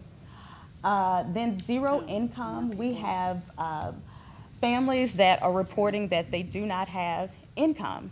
And we want to make sure that those families get back into the workplace. So we have put in place an MOU with the workforce, And we are proposing to make it mandatory for those families that are able to work, that they report to us on a monthly basis. We go over their expenses and we refer them to the workforce to try to get them back into the workplace. And then finally, it's fraud recovery. Again, we have allowed families that have owed us upwards of $5,000 to pay us over a number of years. But what we found out is when those families owe a large amount of money, many of them will just say, okay, well, I no longer want to be on the program. And we aren't able to recover any of those funds. So what we're proposing now is to, at $5,000, they will have no more than 18 months to repay that. If it is above $5,000 that they owe us, we will refer them to the OIG for a prosecution. Okay? So those are all of our updates. I will entertain any questions that you may have. Mr. Tiva, first of all, I'll say great work that you've been doing, and I've enjoyed seeing you out in the community and sharing all the stuff that y'all are doing, so great work on that. So a few questions I have. On the wait list preference that was showed, can y'all go back to that slide?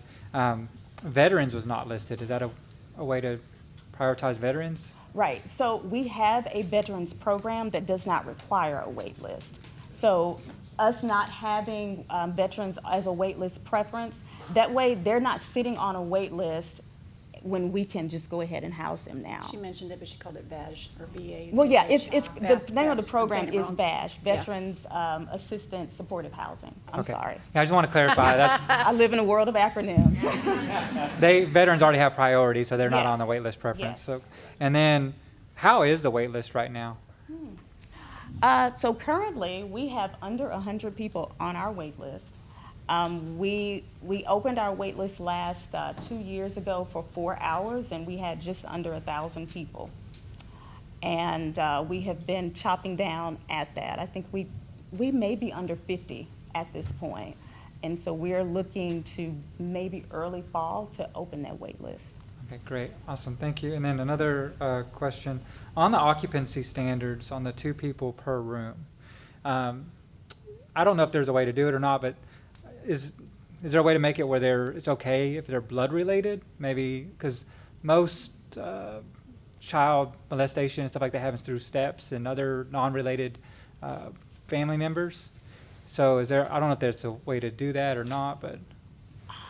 I mean, that's definitely something we can look at. I'm just not really sure of how we would be able to do that across the board because so many of our families are not traditional.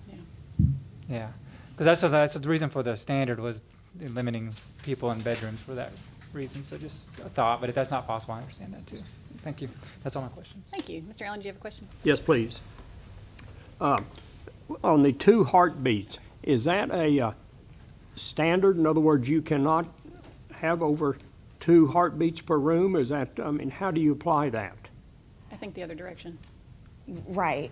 So when a family comes onto the program, and we'll just say a family of 4, okay, 2 adults and 2 children. As of now, if the children are male and female, that would be a 3-bedroom voucher, okay? You have two adults, male, female children. What we're wanting to do is just say across the board, if there are 4 people in the household, 2 adults, 2 children, that would be a 2-bedroom household. 2-bedroom voucher. What do you do about a baby? If you have a mother, a father, and a young child, I mean, at what point does this young child become a heartbeat? I mean, are you going to move the dad out just because you got a new baby with the mother? No. So do you mean if they are currently, say, in a 1-bedroom and the mother has a child? Well, 1 bedroom or the other bedrooms are occupied. In other words, instead of having 4 in the household you just mentioned with a mother and a father, now the mother has a baby, so you got 5 there, but one of them is a new baby. How does that affect this standard? Well, that family has the option to request to move. So they can request to move to another unit. So they could move to a 3-bedroom? Correct. But you're still going to I'm a little Well, confused. if it's 5 in the household and we're saying 2 per room, that would be a 3-bedroom voucher. But in other words, you Because no more can't, than 2 in 1 bedroom. but is it, again, maybe I'm confused. You got a mother, a father, and a new baby. They could have a 2-bedroom. Correct. Well, does one of them have to move out in the other bedroom? They Who, get 2 bedrooms. No. Yeah, 2 mom and dad bedrooms. can still live together, and then they probably just end up with an extra room in that count. where does the baby, where the baby has to go? Probably to? honestly with mom and dad, but they are eligible for a 2-bedroom. Okay. I think you're making it harder than it is. Eligibility. Okay, all right. But she's trying to lessen the number of units. Yes, all right. I want to make a statement first before we get into this too much. I have an interest in a trailer park. We do not take housing coupons, so I have no personal benefit at all of this program. In other words, I'm just saying that up ahead of time, so I'm not benefiting myself any at all. What is this? How do you encourage? It's 30% of their income. Is that correct? Is that- Correct. No more than 30%. so that as their income goes up, they still stay at the 30% level. Well, as their income goes up, we pay less and they pay more of their rent. Okay, so it doesn't stay. It's not fixed at No, 30%. no, sir. Is No. that the max? Is that what you'd say? Well, HUD is saying that a family is to pay no more than 30% of their adjusted income. Okay. So it's going to fluctuate as their wages change. How do you encourage, or what procedure do you have to move these people off this program? Well, one is what we're trying to do is making sure that they are connected with the resources that they need to be self-sufficient. So the MOU that we have with Workforce Solutions is the first step with that. So you have a goal then to move them up above this? I mean, Absolutely. Yes. Yes. All right.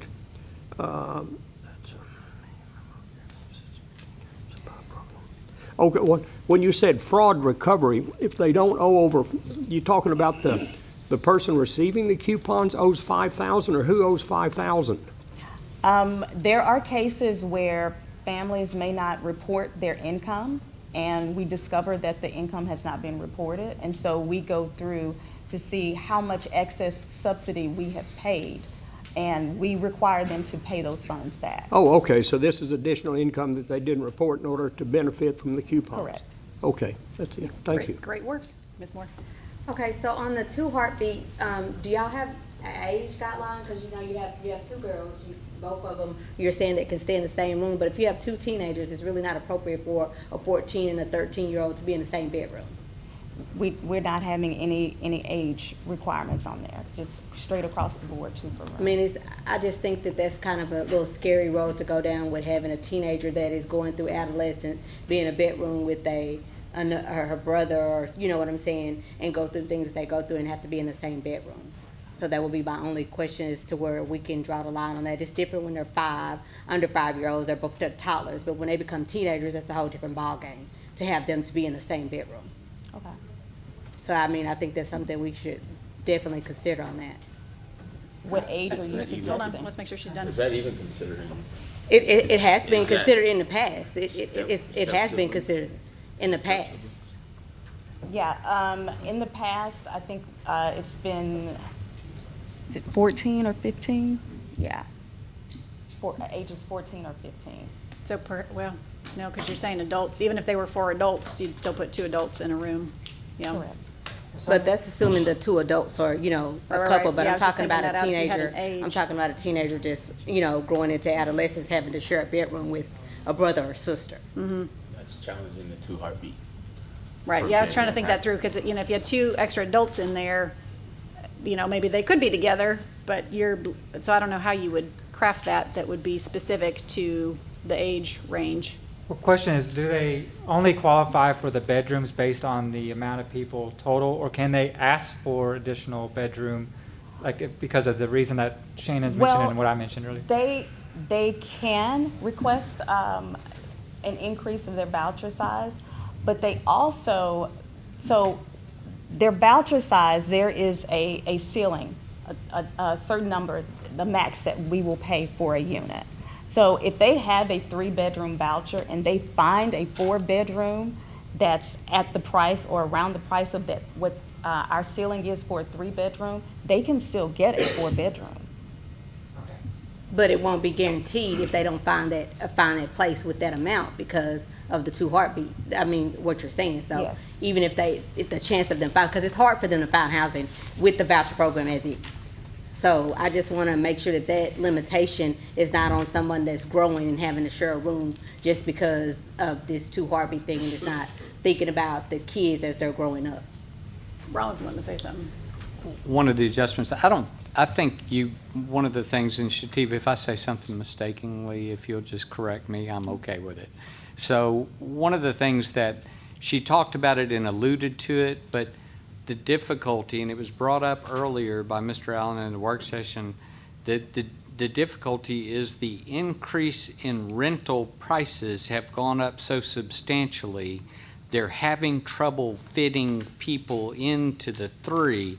While they would prefer to do that, that's a little bit of what's driving we'll go to the 2 heartbeats so they can get a more affordable unit because there's not a gluttony of unit availability.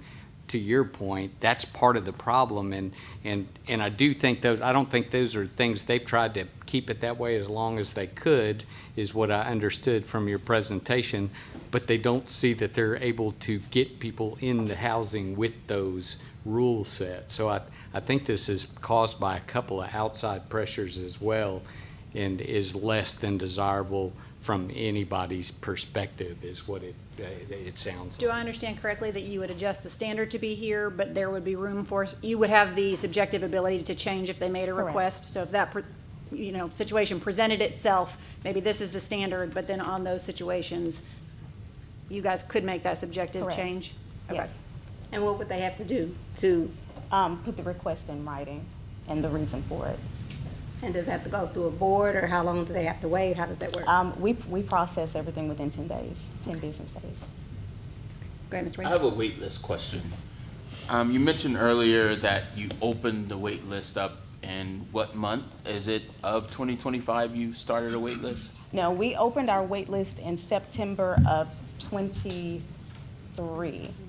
September of 23? Yes, was it 23? And so since. I'm sorry, August of 23. August of 23. Yes, for So- 4 hours.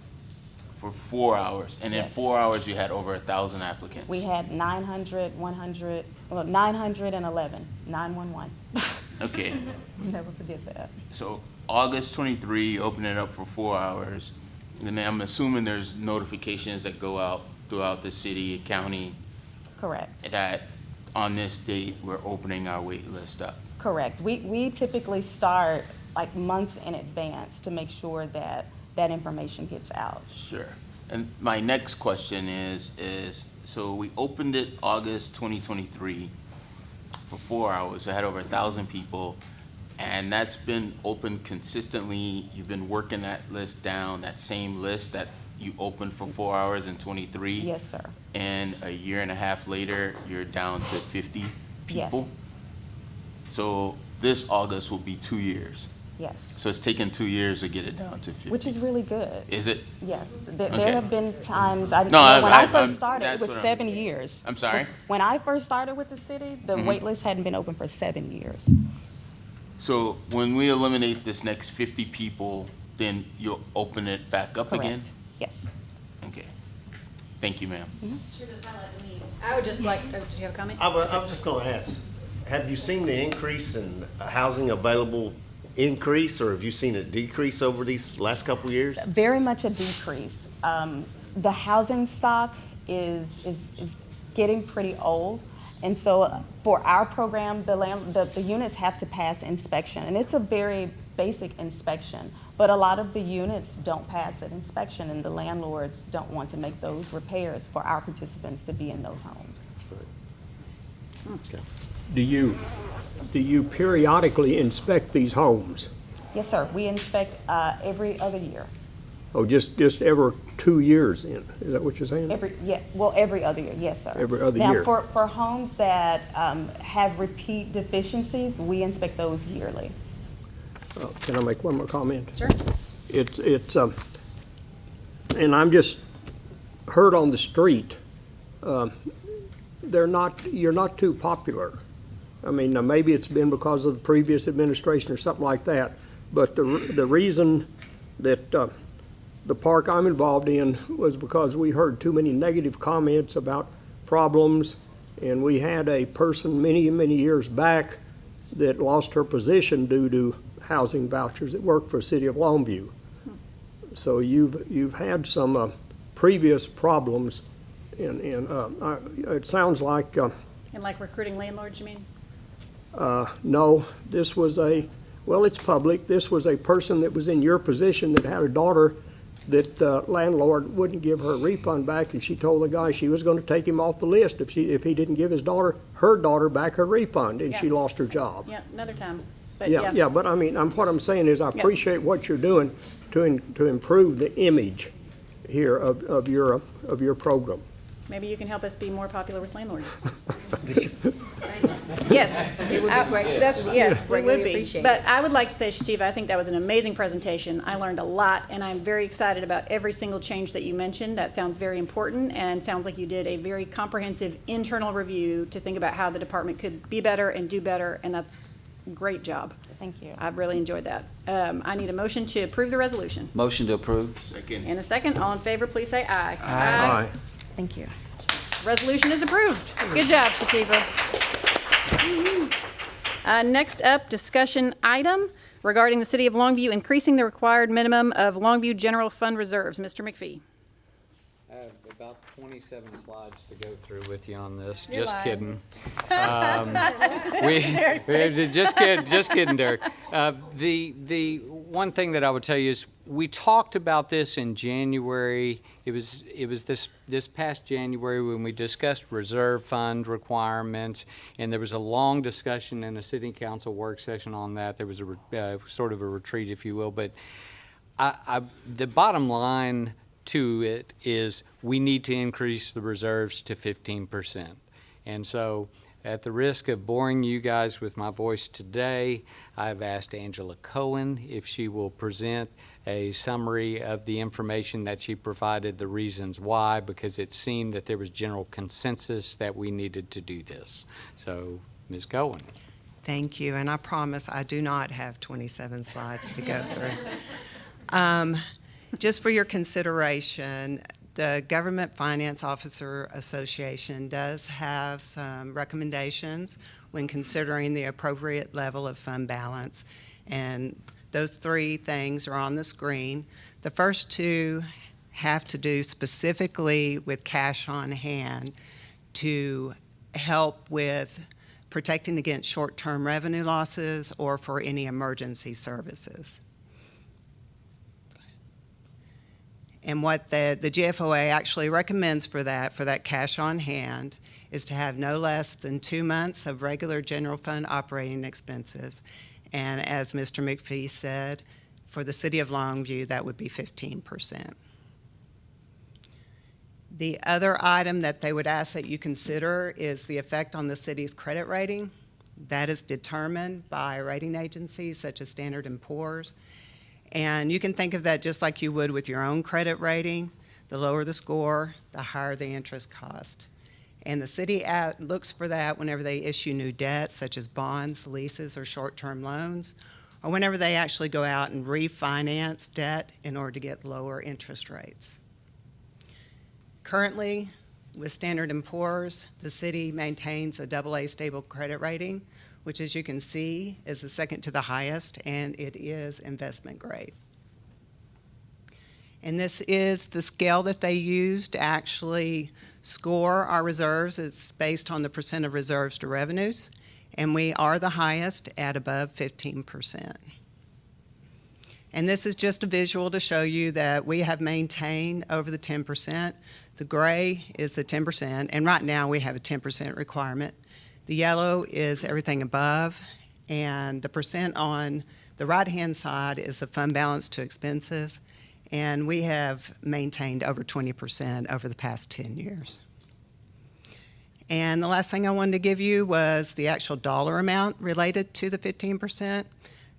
We are estimated to be at $23.6 million. The 15 required would be $15 million, and that would leave us with $8.6 million above. And that's all I have, so if you have any questions. Actually, Angela, will you go back to that? Will you pull that back up? That 8.6, does that include the money that we saved on the lower pool bid and the money that Jay just gave us? No. Okay, so that's much higher. That's probably like $5 million higher. Yep. Okay. Thank you. Okay, sorry. Questions or comments or anything for Angela? I'm scared to call on you, Sydney. I give up.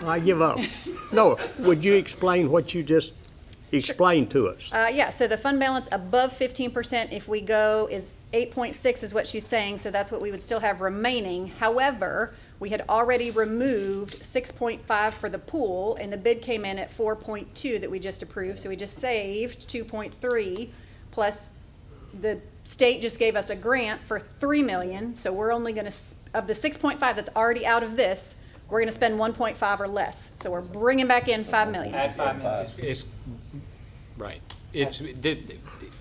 You can add 4.8 to 8.6, and that's what it would be now. So anyway, we're in very good shape, and there's no better time to do this, really. Well, at the 15%, in other words, if we're above 15, we're AAA? Is that the? I don't know. No, I that's don't think just, so.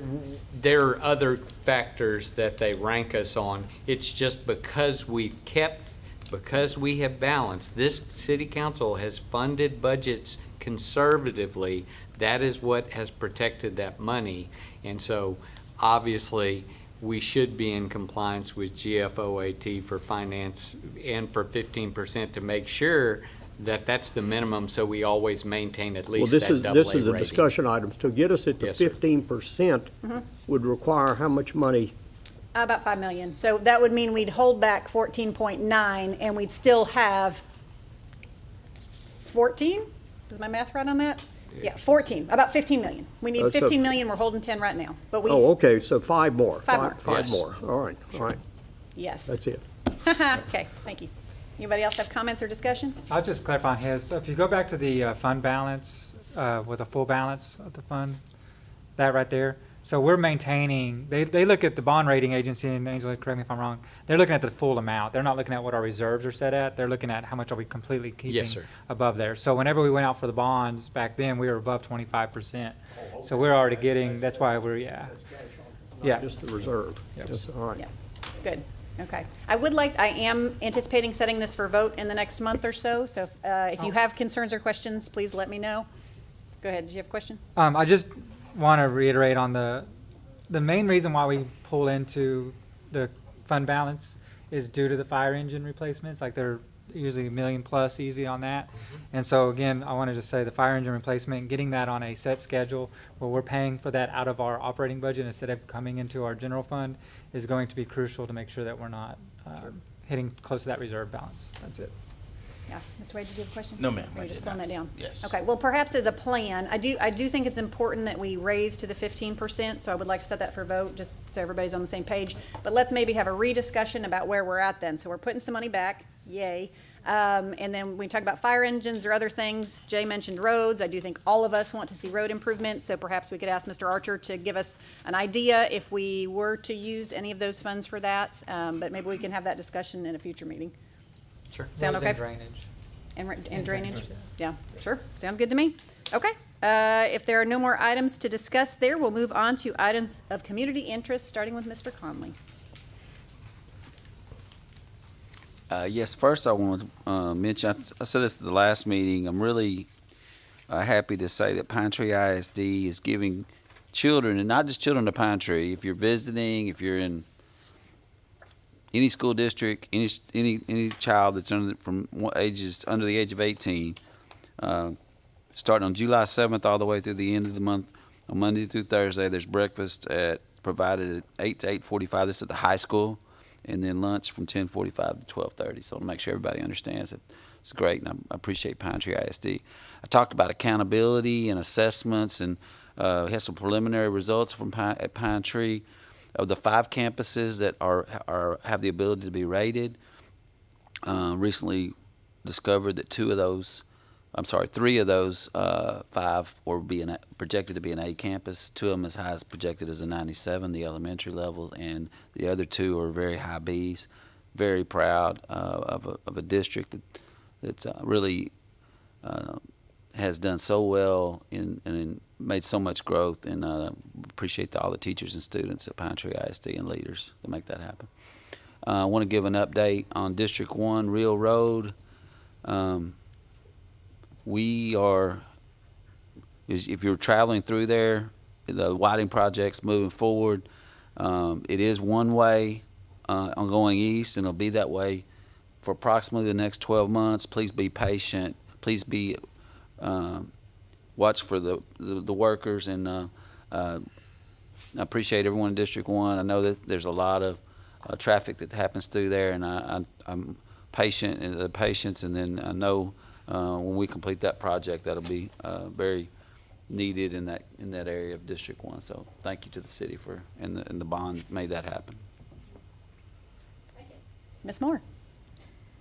Yes, so we had an exciting month with Juneteenth celebrations. They went extremely well, well received. I really want to thank our Juneteenth committee. I want to thank Dietrich, Parks and Recreation, Longview PD, for all the help and support that we had. This was really a community effort. I mean, our committee was outstanding. We had so many volunteers and so many people wanting to volunteer for next year. So it was a very exciting time. We closed out with the Freedom Celebration and a Praise in the Plaza that went well. We had plays. I mean, you name it. We really had everything, and we all had a good time. And I really appreciate all the support from the community and the committee, because we all worked hard for that. So it was very, very rewarding. And I also just want to thank Representative J. Dean also for that $3 million grant that he brought for towards Stamford Park. That we really appreciate that a lot. Mr. Wade. Yes. I also would like to echo the contributions everyone made during Juneteenth weekend, but we literally turned it into an entire month. So kudos everyone that was involved in that, and the work that all of the committees did to make it a great event. Moving on. Free microchip park pop-up. Longview Animal Care and Adoption Center, in partnership with Longview Paws and Toyota of Longview, is offering free microchips for pets on Saturday, June 28th from 10 a.m. to 2 p.m. This pop-up event helps increase the chances of reuniting lost pets with their families, just in time for the fireworks heavy 4th of July weekend. So stop by with your dog or cat, limit 2 per owner, and take advantage of this no-cost opportunity to keep your pets safe. Raffles and giveaways provided by Toyota of Longview. Thank you, Mayor. Thank you. Mr. Newsted. Yes, thank you. I have a video I'd like to have played first. What on earth is an improv festival? So we have national headliners coming from across America. You don't win a B in this competition, Doc. But I learned all those words. That's why I learned those words, so that big B would come and sting me, and then I'd eat it. So, Bachelor number 1. There's nothing I like more than a hard whip and a gentle nay-nay. And we have teams coming from across Texas to Longview for 2 nights of improv.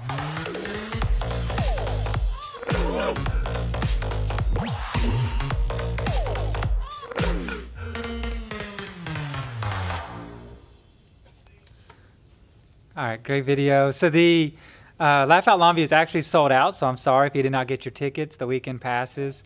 But this is the second annual Laugh Out Longview Festival. I know. And then it's sold out. The procrastinator pricing's gone.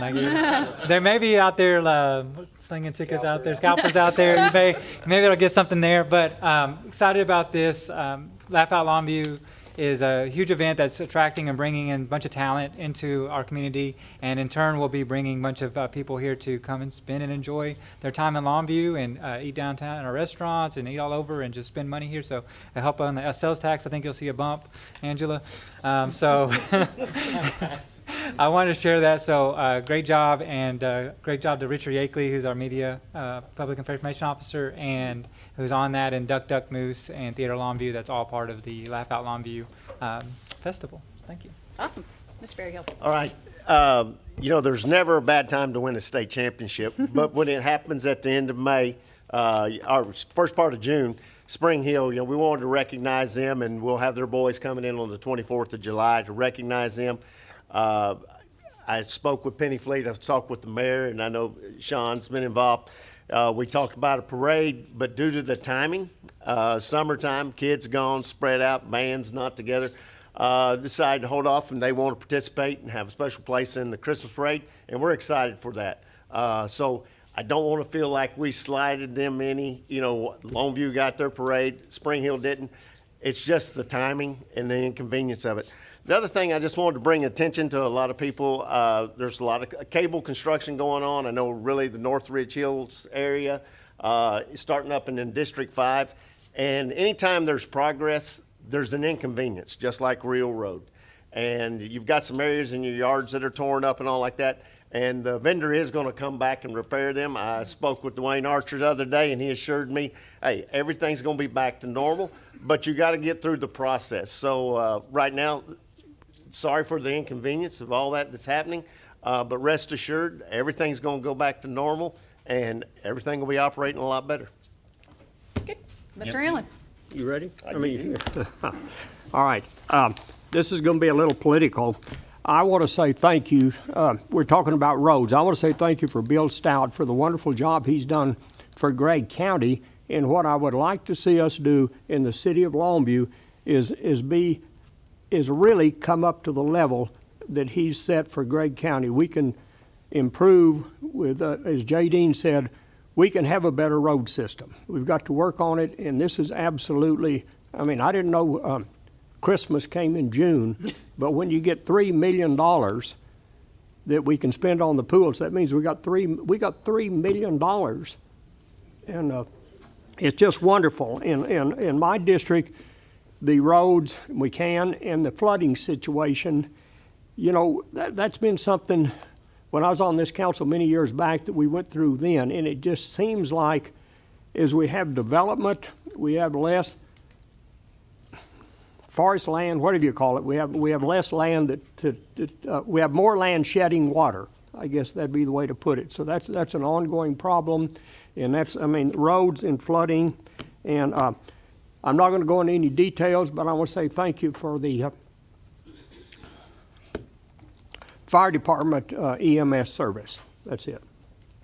Thank you, Mr. Allen. Okay, go ahead, Mr. McPhee. So before I get started on my items, I just want to say that during this work session or council meeting or at some point in time, I became a grandfather for the third time. So anyway. Sorry you're here with us. That I would rather be here, right? No, but don't worry. So I do want to talk about, and I'm so thankful for Shativa being here because she started talking about the things that our organization does that reach beyond our community. And so what I want to really first start out, it's not just in housing, it's within the entire organization.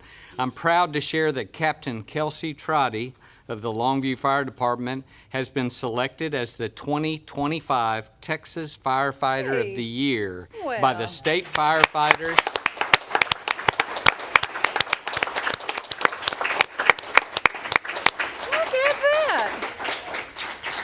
Selected by the State Firefighters and Fire Marshals Association. It's a tremendous and well-deserved honor.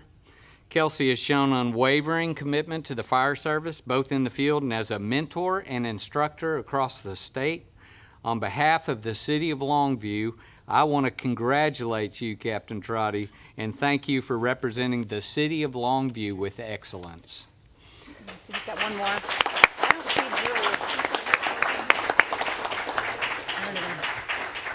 I've got a couple more, which is, I'm proud to recognize Sergeant Drew Allison of the Longview Police Department has been selected to receive the 2025 State of Texas Law Enforcement Achievement Award for professional achievement.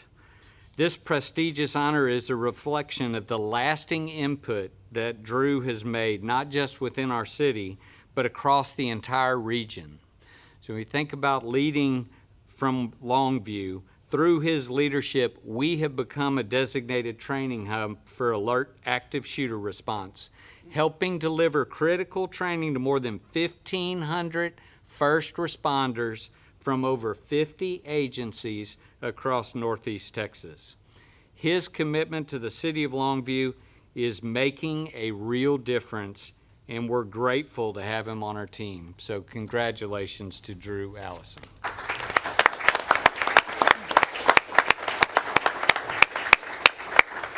And lastly, but not least, I want to recognize Marianne Hagenbucher. She was recently elected to serve on the State Board of Directors for the Texas City Managers Association, representing our Region 5, Northeast Texas.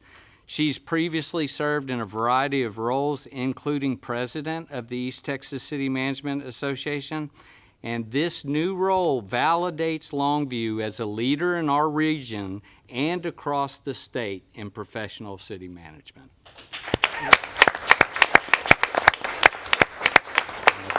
That's good. Thank you. Captain Trotty, I see you back there. If you will hang out afterwards, we'd love to take a photo with you, but I won't drag you up here right now. So congratulations. We appreciate you so much. I have a couple of announcements. I would first like to start by celebrating Shannon for all of her work for the Juneteenth celebration and the community events that they were. I'm not done yet. I think, and you correct me if I'm wrong, the first time that you came to council was to give comment a couple years ago that you were unhappy about how the city was running Juneteenth. Is that right? Yes, ma'am. And I think what an amazing example of caring enough about something that you were willing to put time into it, to be sitting here to make it what it was this year, because I couldn't even name how many events that there were, but every single picture you had up there, I'm pretty sure you were there, and you were there when it started and there when it ended. Yeah. And the one event that I made it to, you had been at Broughton literally for 48 hours. Yeah. And the event that I was at was packed, it was fun, it was amazing. So I just want to thank you for all the time, and thank you for your commitment to our community. Now you can clap. Now you can clap. That's really awesome. Thank you. Healthy View. This is the City of Longview's new health initiative. Please join our 6-month Healthy Initiative program, and at the end have a chance to win $1,000 for the male and female grand prize winners. This kicks off July 12th at Racket and Jog. You can register now at our City of Longview site, longviewtexas.gov/healthyview. This is intended to encourage our residents to get outside, to exercise, to join communities, and become healthier physically, emotionally, and nutritionally. So please, please think about registering for this, getting your group involved in this. Will be a competition, so we are trying to engage that side of you that wants to beat people, but there will be points for attending classes, losing weight, walking, anything that you want to participate in. So thank you to the Parks Department. Where's John? Spent a lot of time. Thank you for that. I appreciate you guys are great, and to all of our partners that have come and become involved in making that happen. Join us July 4th at the Longview Convention Complex for Fireworks and Freedom Celebration. We're very excited to bring you those concerts. Always a really great time. Our fireworks show is amazing, and the concert is a lot of fun, so please come out and join us. And of course, city offices will be closed July 4th. Today, along with Gregg County Judge Stout, we announced the upcoming 250th anniversary of America. Very exciting, happening next July 4th, but we will have a year's worth of activities and events, and we are looking for your input on those events. You can find that at our website, again, longviewtexas.gov/America250. You can go to that website and sign up to volunteer, sign up with an event idea. Please, please come and get involved and help us make that special. Next month, we have an adjusted council meeting schedule. We will have no meeting July 10th. We will have a special called meeting to go over the budget presentation July 17th, and we will have our normal meeting July 24th. Last, I would very much like to thank the E-Team and Mr. Newstad, who came out and cleaned up at a Longview Connect project. We had a lot of fun, and it was especially enjoyable for me to see Mr. Archer with 15 family members just clearing out some trees. using a chainsaw very well, and then also really enjoyable to see our new Chief Grimes and Chief Boone and Sean Hara building a porch and some rails together. It's really pretty fun to see what we can get together and accomplish together. So, Michael Shirley, I think, power washed some stuff. Anyway, everybody did a lot, and I appreciate you. So just want to say thank you guys for doing that, and thank you so much to Ingrid and her team for running that program. It's been incredible. And with that, we are adjourned.